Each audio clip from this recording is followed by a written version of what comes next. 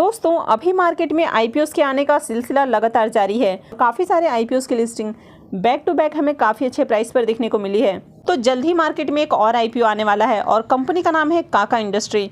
तो आज के वीडियो में हम इस आईपीओ की कंप्लीट रिव्यू करेंगे। हम जानेंगे कि कंपनी क्या काम करती है और कंपनी के फाइनेंशियल कैसे हैं, कंपनी प्रॉफिटेबल है या फिर लॉस मेकिंग है, और इसके बाद जानेंगे कि इसका ग्रे मार्केट में प्रीमियम कितने पे चल रहा है और इस आईपीओ में अप्लाई करना है या फिर नहीं करना है।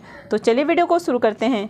लेकिन अगर आपने चैनल को सब्सक्राइब नहीं किया है तो चैनल को सब्सक्राइब कर लें और साथ में वीडियो को भी लाइक कर दें। तो सबसे पहले बात कर लेते हैं आईपीओ के डिटेल्स की। तो ये जो आईपीओ है ये 10 जुलाई यानी कि मंडे से ओपन हो रहा है और ये 12 जुलाई को क्लोज हो जाएगा। फेस वैल्यू 10 रुपये पर शेयर है और बुकिंग प्राइस 55 से 58 रुपये पर शेयर रखा गया है। लॉट साइज 2000 शेयर्स का होने वाला है। आईपीओ का इशू साइज 21.23 करोड़ का है और ये पूरा का पूरा फ्रेश इशू का आईपीओ है। अब ये एक एसएमई आईपीओ है तो कंपनी बीएसई एसएमई पे लिस्ट होने वाली है। तो चलिए अब कंपनी के बिजनेस देख लेते हैं कि कंपनी क्या काम करती है और उसके बाद कंपनी के फाइनेंशियल देखेंगे।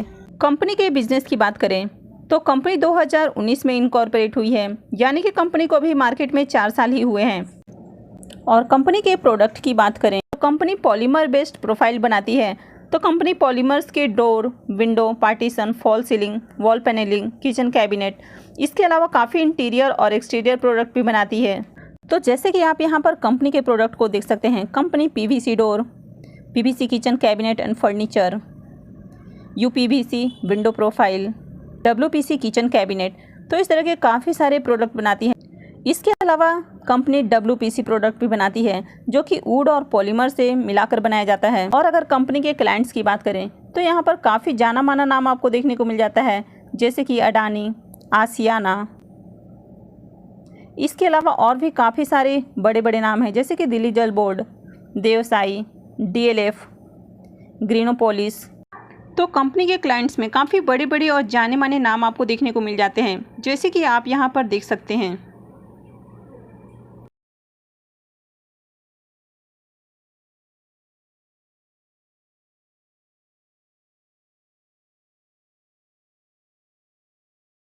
तो कंपनी यहाँ पर काफ़ी डिफरेंट कलर्स और डिज़ाइंस में अपने प्रोडक्ट अवेलेबल करवाती है। तो मार्केट में इनके प्रोडक्ट की काफ़ी अच्छी हमें डिमांड भी देखने को मिलती है। और जैसे कि कंपनी का कहना है कि कंपनी अपने प्रोडक्ट की जो डिमांड है वो उसे पूरी भी नहीं कर पा रही है, तो इसकी वजह से कंपनी अपनी जो मैन्युफैक्चरिंग यूनिट है उसे और बढ़ाने वाली है। और करंट में बात करें तो कंपनी की 3 मैन्युफैक्चरिंग यूनिट है जो कि गुजरात के गांधीनगर में स्थित है। और कंपनी के तीनों मैन्युफैक्चरिंग यूनिट को मिलाकर बात की जाए तो इनका जो पीवीसी प्रोफाइल की कैपेसिटी है वो 15,425 मीट्रिक टन की है।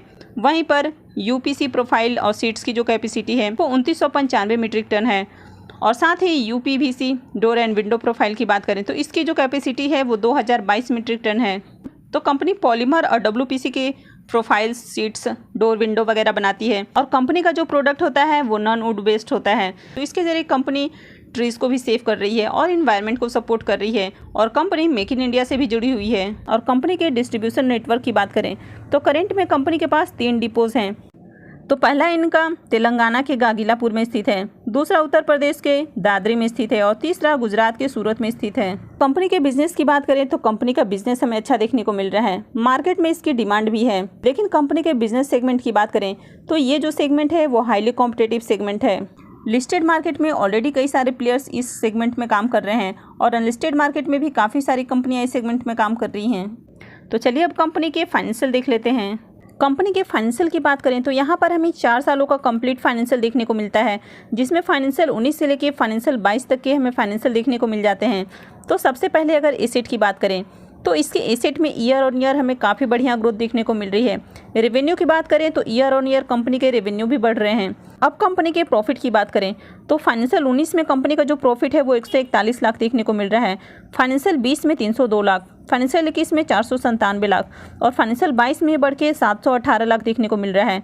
तो ईयर ऑन ईयर कंपनी के जो प्रॉफिट है वो भी हमें बढ़ते हुए देखने को मिल रहे हैं। तो ये यहाँ पर प्लस पॉइंट है कि कंपनी का जो प्रॉफिट है वो हमें बढ़ता हुआ देखने को मिल रहा है। नेटवर्थ की बात करें तो कंपनी का नेटवर्थ भी हमें साल दर साल बढ़ता हुआ देखने को मिल रहा है। रिजर्व एंड सरप्लस की बात करें तो कंपनी के रिजर्व में भी बढ़िया ग्रोथ हमें देखने को मिल रही है।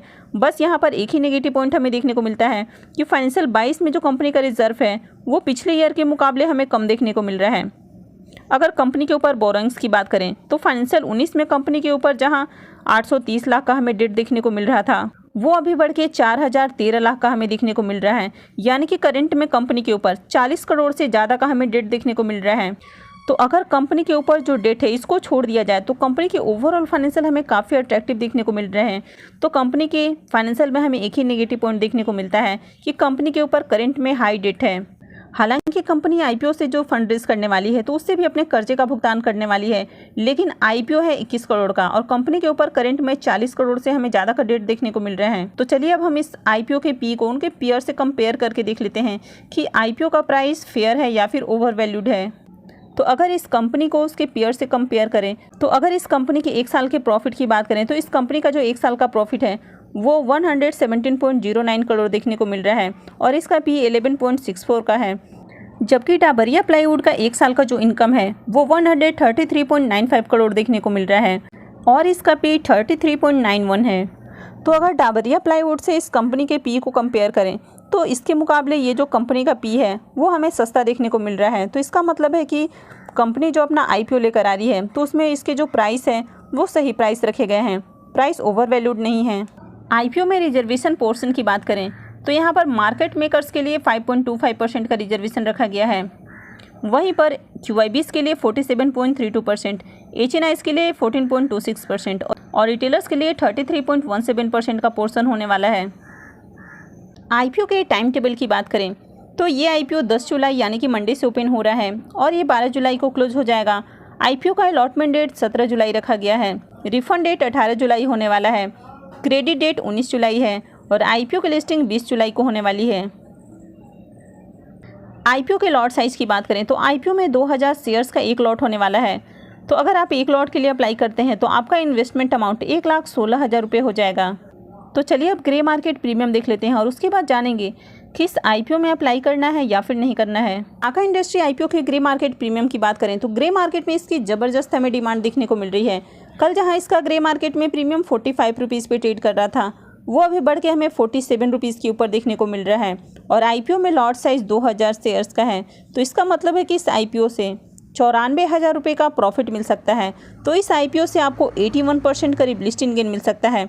तो इसका प्रीमियम काफ़ी हाई प्राइस पर ट्रेड कर रहा है और ग्रे मार्केट में कंटिन्यू इसकी डिमांड बनी हुई है। तो अब बात कर लेते हैं कि इस आईपीओ में अप्लाई करना है या फिर नहीं करना है। तो ग्रे मार्केट में इसकी हमें हाई डिमांड देखने को मिल रही है और इसका प्रीमियम भी काफ़ी हाई प्राइस पे ट्रेड कर रहा है और कंटिन्यू इसकी डिमांड बनी हुई है। तो आईपीओ मंडे से ओपन हो रहा है, तो मंडे को आईपीओ ओपन होने के बाद इस आईपीओ में अगर अच्छे सब्सक्रिप्शन हमें देखने को मिलते हैं तो फिर इस आईपीओ में डेफिनेटली अप्लाई किया जा सकता है। अब आइडिया फोर्स की भी बात करें तो आइडिया फोर्स की स्टार्टिंग से ही हमें ग्रे मार्केट में हाई डिमांड देखने को मिल रही थी और उसका प्रीमियम भी 80% से ऊपर ट्रेड कर रहा था। तो यहाँ पर आईपीओ में सब्सक्रिप्शन भी काफ़ी भर कर आए और आईपीओ की लिस्टिंग भी हमें बम्पर देखने को मिली है।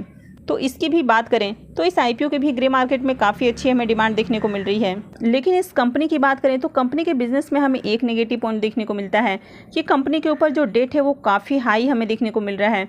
तो ऐसे में बेटर होगा कि आप इस आईपीओ में सिर्फ और सिर्फ लिस्टिंग गेन के लिए अप्लाई करें। तो मैं आगे भी आपको ग्रे मार्केट और आईपीओ से जुड़ी हुई अपडेट देती रहूँगी, तो इसके लिए आप चैनल को सब्सक्राइब कर लें और अगर आपने वीडियो को अब तक लाइक नहीं किया है तो प्लीज़ वीडियो को भी ज़रूर लाइक करें और वीडियो को अंत तक देखने के लिए आप सबका बहुत बहुत धन्यवाद।